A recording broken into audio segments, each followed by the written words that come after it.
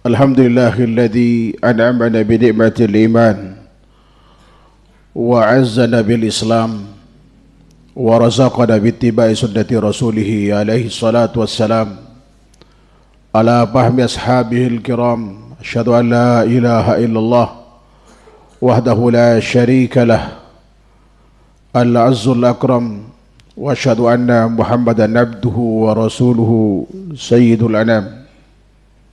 Allahumma salli wa sallim ala Muhammad wa ala alihi wa sahbihi wa sallama tasliman katsira. Amma ba'du, fa ya ibadallah, usikum wa nafsi bi taqwallah faqad fazal muttaqun. Faqad qala Allah ta'ala, ya ayyuhalladzina amanu taqullaha haqqa tuqatih wa la tamutunna illa wa antum muslimun. Ma'asyiral muslimin, sidang Jumat yang dirahmati Allah Subhanahu wa taala. Sya'ban adalah bulan istimewa yang banyak dilupakan kaum muslimin. Bulan di mana diangkatnya amal kepada Allah Subhanahu wa taala. Karena Rasulullah sallallahu alaihi wasallam sering mengisi Sya'ban ini dengan puasa sebulan penuh. Namun terkadang hanya sebagian hari yang beliau tinggalkan tidak berpuasa. Inilah yang digambarkan oleh Aisyah radhiyallahu anha dalam riwayat Muslim. Kana Nabi sallallahu alaihi wasallam yasumu Sya'bana kullah. Wa kana yasumu Sya'bana illa qalila. Adalah kebiasaan Nabi sallallahu alaihi wasallam puasa sebulan penuh di bulan Sya'ban. Dan terkadang beliau puasa kecuali sedikit, artinya yang beliau tinggalkan.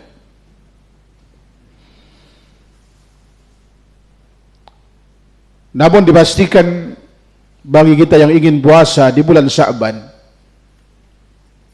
pastikan puasa itu dilakukan sebelum tanggal 15. Hari ini tanggal 13 masih ada waktu kita untuk melakukannya.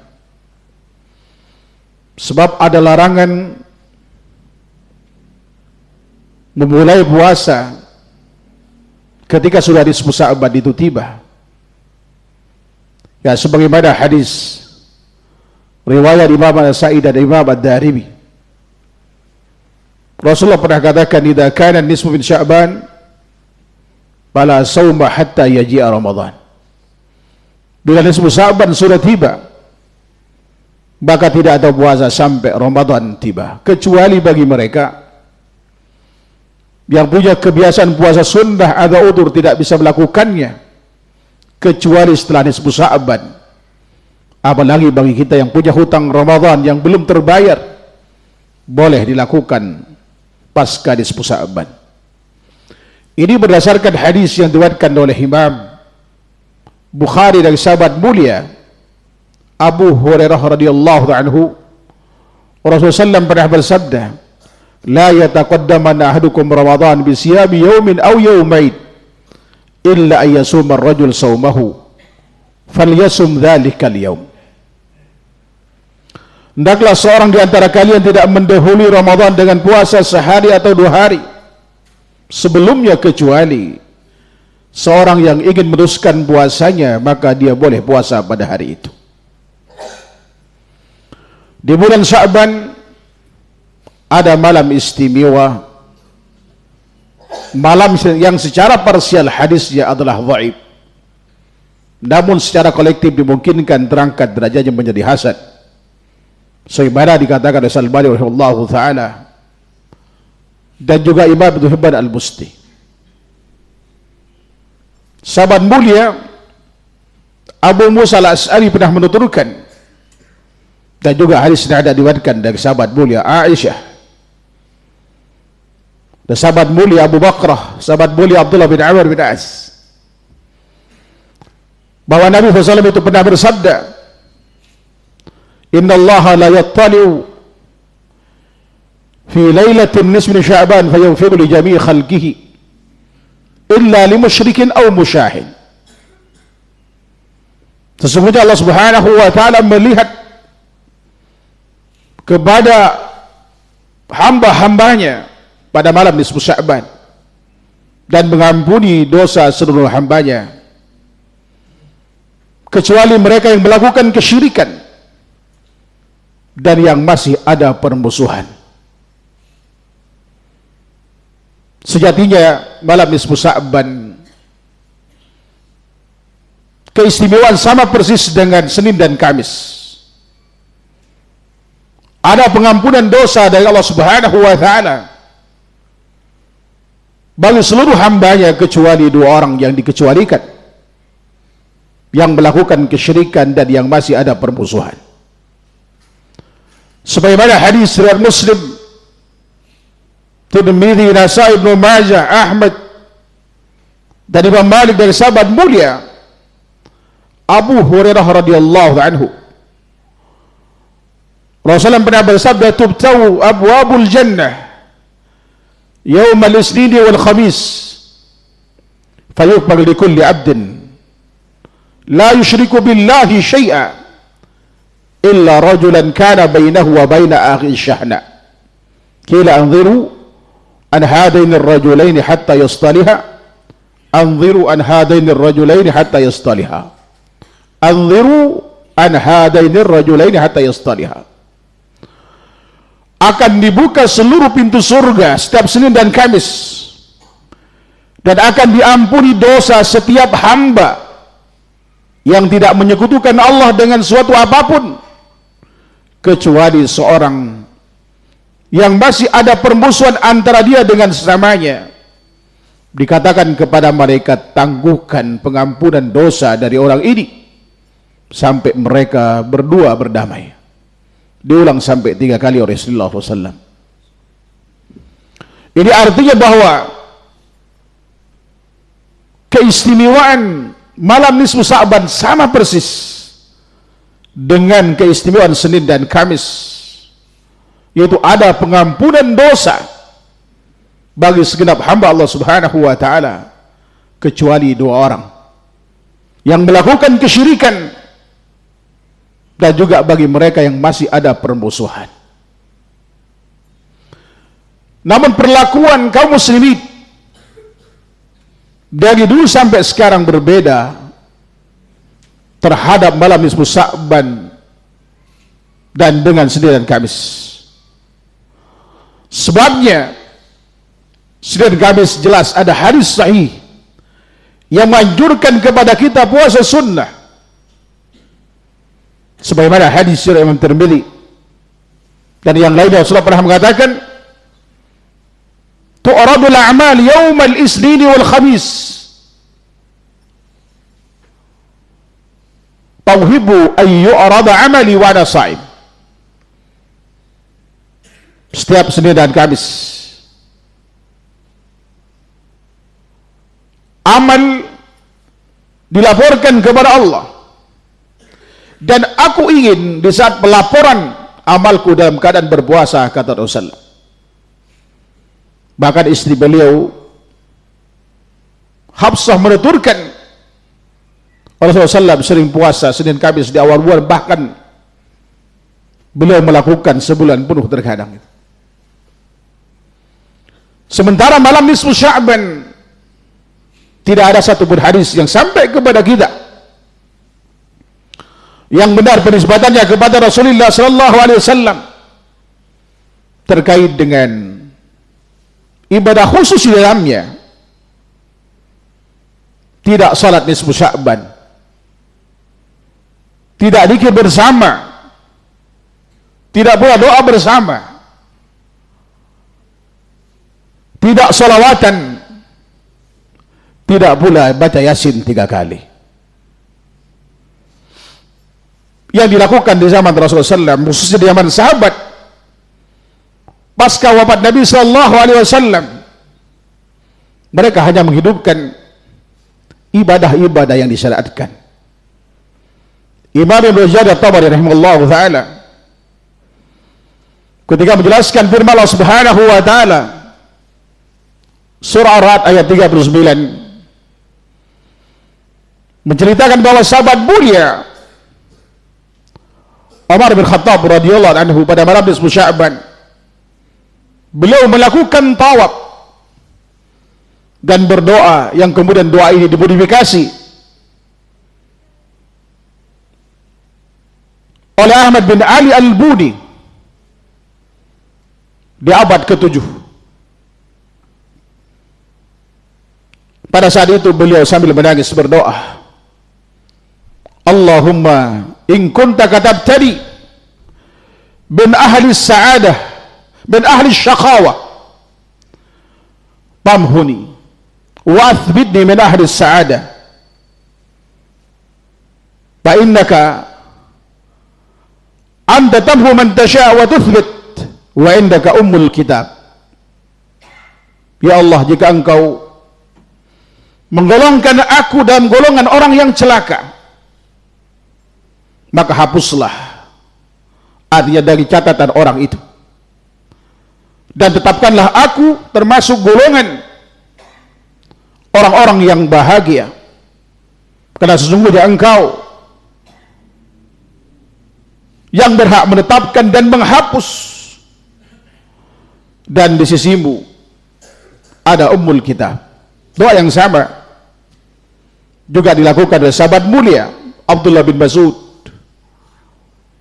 dalam riwayat Imam At-Tabrani dalam kitab doa,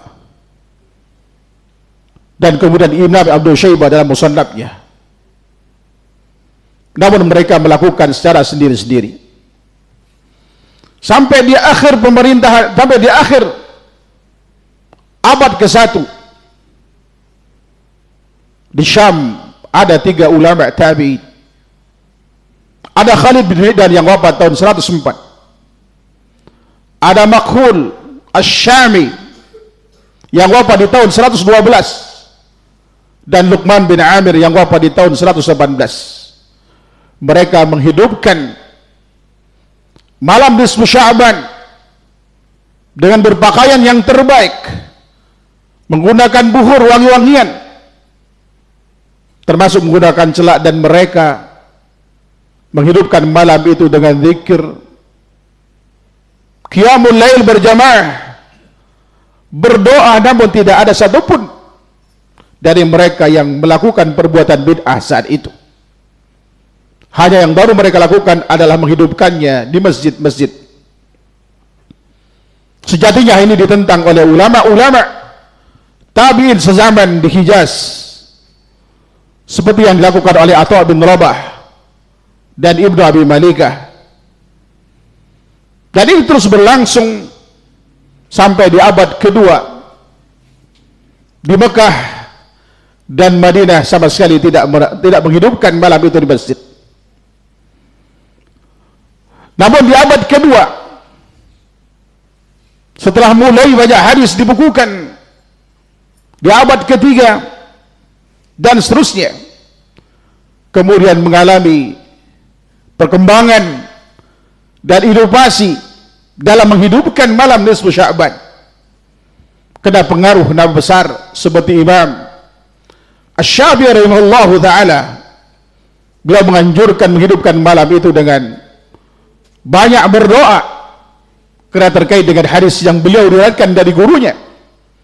Walau di saat dia meriwayatkan hadis ini tidak membawakan namanya, karena gurunya, kata Imam Malik, Imam Ahmad dan Yahya bin Ma'in, dia adalah pemalsu hadis yang bernama Ibrahim bin Muhammad bin Abi Yahya al-Aslami, yang meninggal di tahun 182. Dia ulama yang sangat dikagumi oleh Syafi'i karena kecerdasannya, tetapi sisi lain ada kekurangan. Beliau adalah pemalsu hadis, termasuk kemudian beliau adalah orang yang berpaham Qadariyah. Bahkan ada yang menuduhnya berafiliasi dengan Syiah Rafidhah. Karenanya Al-Imam Syafi'i rahimahullah ta'ala membawakan hadis ini tanpa menyebut namanya. Beliau hanya berkata dalam Al-Balaghana, kana yuqal anna ad-du'a mustajabun fi 5 layalin, Lailatul Jum'ah, Lailatul Idul Adha, wa Idul Fitr, wa awal lailatin min Rajab, wa lailatul nisfi Sya'ban, 5 malam. Sampai kepada kami satu hadis bahwasanya dikatakan doa mustajab itu di 5 malam, hanya di 5 malam. Malam Jumat, malam Idul Fitri, malam Idul Adha, dan malam Jumat pertama Rajab, dan pada malam nisfu Sya'ban. Beliau tetap membawakan hadis ini walaupun kritik dari para ulama, karena beliau menganggap ini hadas dalam fadail. Dan itu ijtihad beliau, namun kesepakatan para ulama, hadis dalam fadail itu baru diamalkan kalau tidak terlalu lemah, dan ini terlalu lemah. Sejatinya hadis ini tidak tegak sebagai hujjah. Namun nama besar Imam Syafi'i rahimahullah ta'ala cukup berpengaruh, sehingga kemudian di abad ketiga sebagaimana dituturkan oleh Al-Imam Abul Walid Al-Azzaki Al-Makki dalam Tarikh Mekkahnya, beliau menyebutkan bahwa penduduk Mekkah menghidupkan malam pada abad ketiga itu. Ada yang membaca Al-Quran, Qiyamul Lail, termasuk kemudian berdoa, dan kemudian tawaf setelah sebelumnya mereka lakukan secara individu. Namun tidak ada amal yang baru di sana. Semua yang dilakukan adalah yang disyariatkan. Yang baru hanya yang dilakukan persis sebagaimana di abad sebelumnya, yaitu hanya menghidupkan di masjid saja. Baru kemudian di abad keempat hadis dibukukan terkait dengan salat alfiyah yang dilakukan oleh Abu Talib al-Makki dalam kitab Qutil Qulub, dan inilah kemudian yang mengilhami pada abad kelima, ke-6 dan seterusnya muncul salat 100 rakaat yang dilakukan pada malam nisfu Sya'ban dan juga pada malam Jumat pertama Rajab. Dan juga hadis yang diriwayatkan oleh Imam Ibnu Majah dengan nama besar beliau. Ibnu Majah wafat tahun 273 Hijriah, membawakan satu hadis dalam sunannya dengan sanadnya sampai kepada sahabat mulia Ali bin Abi Thalib. Dia berkata bahwa Rasulullah pernah bersabda, "Idza kanat lailatun min Sya'ban, faqumu lailaha wa sumu yawmaha, fa inna Allah tabaraka wa ta'ala yanzilu fiha li ghurubis syams ila sama'id dunya fa yaqul, ala min mustaghfirin faghfir lahu, ala min mustarzikin farzuqah, ala min mubtalan fawafi, ala kada hatta yatlu al-fajr." Bila malam nisfu Sya'ban tiba, maka bangunlah kalian pada malam itu, yang kemudian diterjemahkan dengan salat ragaib, ataupun kemudian salat alfiyah, ataupun salat nisfu Sya'ban dengan istilah kita. Dan di siang harinya diperintahkan kemudian untuk puasa, yang dikenal dengan puasa nisfu Sya'ban, yang umum dilakukan di tanggal 15 nisfu Sya'ban, sebagaimana umum dilakukan oleh masyarakat kita. Lalu berlanjut hadis ini mengatakan, karena Allah tabaraka wa ta'ala turun ke langit terdekat pada malam itu sejak terbenam matahari, lalu berkata, adakah orang yang minta ampun, aku akan ampuni dosanya. Adakah orang yang minta rezeki, aku akan berikan padanya. Adakah orang yang tertimpa musibah, aku akan angkat musibah darinya. Adakah orang yang minta ini dan itu, aku akan berikan padanya sampai terbit fajar. Hadis ini dusta atas nama Rasulullah SAW terkait dengan seorang yang dikenal dengan nama Ibnu Abi Subrah, bernama lengkap Abu Bakar bin Abdullah bin Muhammad bin Abi Subrah. Dia adalah pemalsu hadis sebagaimana dikatakan oleh Imam Ahmad dan Yahya bin Ma'id, kana yada'ul hadis, dia adalah pemalsu hadis, yang mana dikutip oleh Imam Ibnu Hajar dalam Taqribut Tahdhib dan Tahdhibut Tahdhibnya, sebagaimana juga dikutip Al-Mizzi dalam kitab Tahdhibul Kamal. Ma'asyiral muslimin, sila jumpa yang dirahmati Allah Subhanahu wa ta'ala. Oleh karenanya di abad berikutnya, di abad kelima, muncul yang namanya salat alfiyah yang dipopulerkan oleh Ibnu Abi Al-Hamra di Palestina pada saat itu, di Masjid Al-Aqsa. Pada mulanya beliau melakukannya sendiri, suaranya sangat merdu, dan kemudian ada orang yang berjamaah dengannya.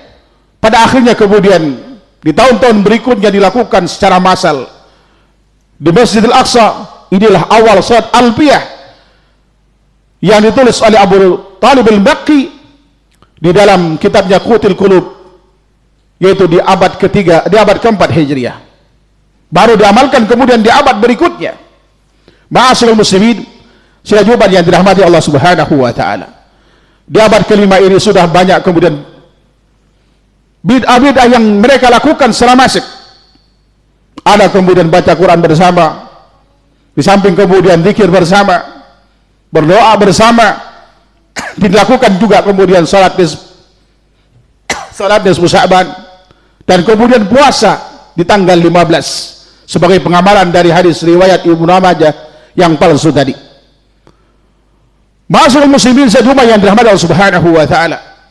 Ada penentangan di kalangan para ulama, namun yang menentang tidak lebih banyak dibanding yang melakukannya, sehingga kemudian muncul bertambahnya waktu di eranya Al-Imam Al-Ghazali rahimahullahu ta'ala. Setelah hadis diriwayatkan oleh Imam Al-Baihaqi dalam Syu'abul Iman, Imam Baihaqi meninggal di tahun 458, 8 tahun setelah kelahiran Al-Ghazali. Dan kemudian di era Al-Ghazali dengan nama besarnya, beliau memuat anjuran salatul raghaib pada malam nisfu Sya'ban dan pada malam Jumat pertama Rajab, karenanya kemudian dilakukan secara masif. Dan di saat yang sama, di abad ke-6 masuk ke abad ke-7, lahir seorang Ahmad bin Ali Al-Buni. Al-Buni nisbah kepada Buna, tempat kelahiran orang ini di tahun 520, dan sempat tinggal di Maroko, kemudian berdomisili dan berkarya di Mesir sampai wafat tahun 622. Inilah orang yang pertama kali yang menganjurkan kaum muslimin Mesir pada saat itu untuk baca Yasin 3 kali dengan doa-doa yang disela. Di antara bacaan Yasin dengan niat bacaan Yasin pertama panjang umur dalam ketaatan kepada Subhanahu wa taala. Yasin kedua dibaca untuk mendapatkan kesulitan terhindar dari bahaya, dan Yasin ketiga dibaca dengan niat supaya istiqamah, tetap pada keimanan dan sampai husnul khatimah. Inilah dia pertama kali yang menganjurkan. Siapa Ahmad Ali Al-Buni? Dia seorang filsafat, ahli matematik, sufi dan tukang sihir alias dukun. Salah satu kitab yang paling populer adalah Syamsul Ma'arif Al-Kubra yang difatwakan oleh Lajnah Daimah Saudi Arabia bahwa itu adalah kitab sihir yang mengilhami, mohon maaf ya, kaum muslimin, pembuat kiai-kiai, pembuat jimat di Indonesia. Karenanya para tokoh ulama kita di Indonesia pro kontra terhadap buku ini. Ada yang mengharamkan, ada yang membolehkan. Inilah kitab jimat, ngajarkan wipik dan seterusnya. Di kitab inilah anjuran Yasin 3 kali pada malam Sya'ban itu dilakukan. Ini bisa dipastikan bahwa baca Yasin 3 kali pada malam nisfu Sya'ban bukanlah ajaran Rasulullah SAW, tapi ajaran Sufi Al-Buni yang tidak lain adalah sihir dan dukun. Dan di Indonesia dipopulerkan oleh Habib Uthman bin Yahya yang bernama lengkap Uthman bin Abdullah bin Akhil bin Yahya Al-Husain Al-Maliki, yang lahir tahun 1238 yang bertepatan dengan tahun 1822 Masehi, dan wafat di tahun 1331 Hijriah yang bertepatan dengan tahun 1914 Masehi. Di dalam bukunya Maslakul Akhyar fil Adiyati wal Adhkar di halaman 79, dia menganjurkan hal yang sama yang dianjurkan oleh Al-Buni, dan dialah kemudian yang pertama kali menyebarkan di Indonesia ini melalui tarekat yang berafiliasi dengan tarekat Ba'alwi. Ma'asyiral muslimin sidang Jumat yang dirahmati Allah Subhanahu wa taala. Adapun pembenaran yang dilakukan oleh kaum muslimin, oleh tokoh-tokoh agama kita sangat miris sekali. bukan mencari kebenaran tetapi mencari pembenaran, yang dimana asalnya baca Yasin 3 kali tidak pernah Rasul ajarkan, tetapi itu ajaran Al-Budi. Bahkan pernah kami himpulkan 33 hadis tentang Yasin, tidak ada satupun yang benar penisbatannya kepada Rasulullah. Bahkan tidak ada satupun dari 33 hadis ini yang menganjurkan baca Yasin. Jangankan yang sahih, hatta yang palsu tidak ada yang menganjurkan baca Yasin pada malam nisfu Sya'ban. Adapun kemudian salawatan, itu baru ada di abad ke-19 di Indonesia, dan itu tidak pernah ada di dunia manapun. Dan itu adalah orang yang berrelasi dengan tasawuf, itulah mereka kemudian pertama kali yang melakukannya. Sebagaimana banyak dianjurkan dalam medsos yang ada. Ma'asyiral muslimin, ciri jawaban yang dirahmati Allah Subhanahu wa taala, alasannya adalah karena membawakan apa yang dikatakan oleh Al-Imam Ibnu Hajar Al-Asqalani rahimahullah taala dalam Fathul Bari terkait dengan turunnya surah Al-Ahzab ayat 56. Allah Subhanahu wa taala berfirman, "Innallaha wa malaikatahu yusholluna 'alan nabi, ya ayyuhalladzina amanu shallu 'alaihi wa sallimu taslima." Ayat ini betul turun di bulan Sya'ban, sebagaimana dikatakan oleh Imam Ibnu Hajar rahimahullah taala pada abad kedua Hijriah. Namun pada bulan Sya'ban di zaman Rasulullah SAW pada tahun kedua Hijriah, namun tidak ada sama sekali hadis yang menganjurkan kepada kita untuk baca salawat. Hadis salawat yang sampai kepada kita yang benar penisbatan kepada Rasulullah kurang lebih hanya 15 atau 16 hadis. Tidak ada satupun yang menganjurkan kita baca salawat secara khusus pada malam nisfu Sya'ban. Ini artinya bisa dipastikan pada malam nisfu Sya'ban dengan keistimewaannya tidak ada satupun amal yang benar penisbatannya kepada Rasulullah. Seluruh amalan terkait adalah dusta atas nama Rasulullah. Bahkan Al-Imam An-Nawawi rahimahullahu taala, beliau hidup di abad ke-7, wafat tahun 676 Hijriah, setelah melihat masifnya pelaksanaan salat pada malam nisfu Sya'ban.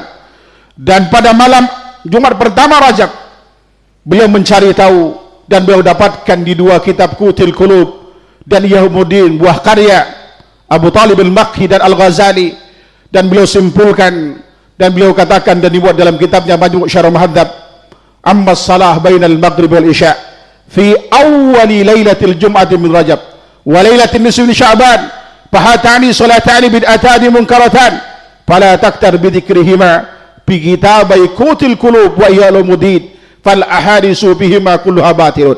Adapun salat yang dilakukan pada malam Jumat pertama Rajab dan pada malam nisfu Sya'ban antara maghrib dan isya, kedua salat ini adalah bid'ah munkarah. Jangan tertipu, sekalipun kedua salat ini dimuat di dua kitab Qutil Qulub dan Ihya Ulumuddin, karena seluruh hadis terkait dengan kedua salat ini semuanya batil. Baik yang diriwayatkan oleh Imam Baihaqi dalam Syu'abul Iman atau yang diriwayatkan oleh Imam Ahmad dalam Musnadnya, semuanya tidak benar penisbatannya kepada Rasulullah sallallahu alaihi wasallam. Inilah pernyataan mujtahid ulama besar mazhab Syafi'i, mujtahid madhab mereka, dan kita harus mengikuti beliau karena apa yang dikatakan adalah benar. Oleh karenanya mari kita hidupkan malam nisfu Sya'ban cukup dengan amal-amal yang disyariatkan, lakukan secara mandiri individu di rumah masing-masing ataupun sekalipun di masjid. Tidak kemudian mengkoordinir orang lain untuk melakukan perayaan itu pada malam nisfu Sya'ban di masjid-masjid, karena ini tidak pernah dicontohkan oleh Rasulullah, tidak pula salafun saleh di kalangan sahabat tabi dan ba'd tabi. Ini adalah dusta atas nama Rasulullah sallallahu alaihi wasallam. Mudah-mudahan Allah Subhanahu wa taala memberikan taufiknya kepada kita, mulai nisfu Sya'ban pada tahun dan seterusnya kita terhindar dari perbuatan-perbuatan yang tidak disyariatkan, sebab Rasulullah pernah mengatakan, man amila amalan laisa ala amruna fahuwa rad. Barang siapa yang mengamalkan suatu perbuatan yang tidak ada perintah kami atasnya, otomatis tertolak. Barakallahu lakum bil Qur'anil azim wa nabani wa iyyakum bil ayati wa dzikril hakim. Aqulu qawli hadza wastaghfirullah li wa lakum innahu huwal ghafurur rahim.